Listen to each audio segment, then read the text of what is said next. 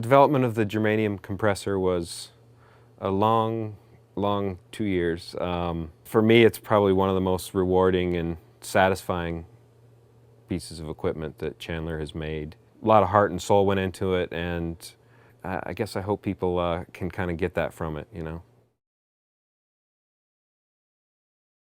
If someone said they want a tight, punchy kind of sound that's compressed but not over compressed, you can get a really nice compressed sound out of it, but it doesn't lose all its balls, all its attack, all its kind of oomph. With a slower attack, a more moderate attack, you know, you can get more compression, but you're still letting through that hit, that punch, so your drums are still going to be, you know, instead of kind of more round and you know, mushy if you push it too far, you know. So we have the kick and snare both going through one channel. The comp curve is medium, germ medium. We have the attack on all the way on fast, so it's pretty much grabbing onto everything right away. The ratio is on about halfway, and then the side chain is out. So it's grabbing pretty hard onto everything it's seeing at that point. And then bypassing it, you can see how much of an effect we have going on.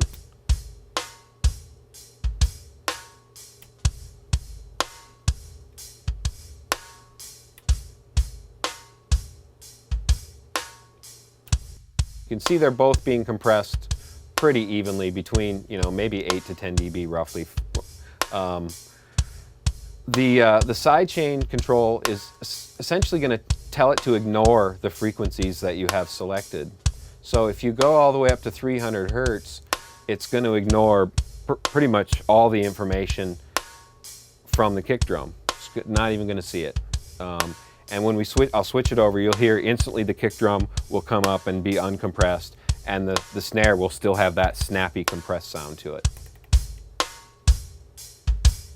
So, and you can see it on the meter. It went from 8 to 10 dB of reduction to about a half dB on the kick, maybe even less.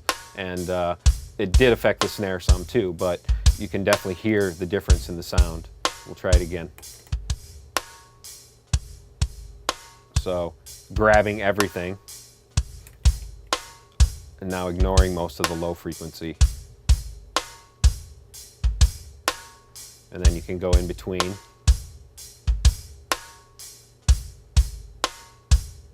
You can hear it start to grab more.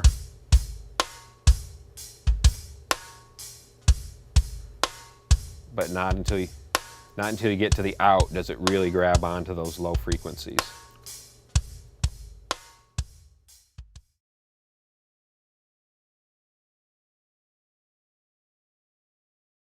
A lot of the design behind, say, the germ medium, germ soft settings was exactly what we have going on here, which was kind of big drums. You want them to be punchy, you want them to kick a little butt, you want them to hit you in the chest, you know, and you don't want to go in and over compress them and take out all that nice attack and nice, you know, fullness and make them kind of sound too squishy. So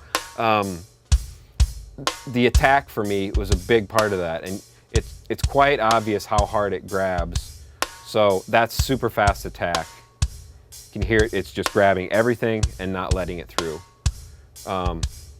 As you go to a medium attack, it's still compressed, you're still tightening it up, but the attack is there, it's full, it doesn't sound like you're just destroying it. So let's bypass that.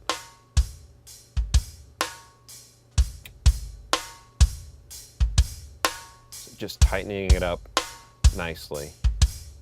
Super fast, and then there's a quarter, there's a half, 3/4, and then all the way down. And you can see on the meter what it's doing. You know, we're doing half dB reduction there, but it's still tightening it up and adding something. So it's what it was all about for me as far as the attack and kind of the more mild germanium settings, being able to compress without hurting what you're doing.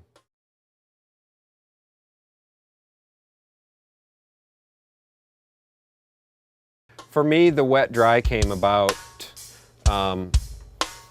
along with the comp curves. I started using it a lot with the the steeper curves, even though it's, by no means is all you have to do with that, or, it's the wet dry is so much more than that. But I really started getting into it with using the harder curves.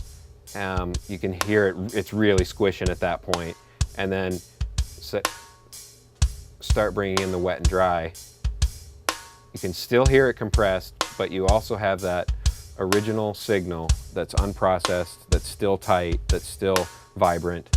So it says we're doing up to 10 dB reduction at that point, but we're at that kind of 10, 11 o'clock magic spot that I like, which tends to really give you a good compromise between the amount of wet and dry. And I've used this on many things with good success at this point, and not just with the hard curves.